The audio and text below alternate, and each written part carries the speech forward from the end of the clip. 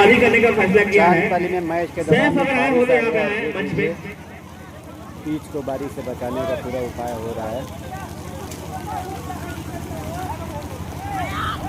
ये आप देख सकते हैं यहाँ के लड़के काफी चितरिया और चंदौली गंगौली के बीच जो फाइनल मुकाबला हुआ था इंग्लिश पंचायत तनवीर भाई के द्वारा जो ऑर्गेनाइज किया गया था टूर्नामेंट, फाइनली तनवीर भाई ने कहा था कि भाई बारिश हो, आंधी हो, तूफान आए, मैच आज ही होगा। पर वो पानी के बीच हाफ पैंट पहन करके खिलाड़ियों ने उस मैच को खेला था। नदिया विजेता रही थी और 50,000 रुपए का नगद राशि जो है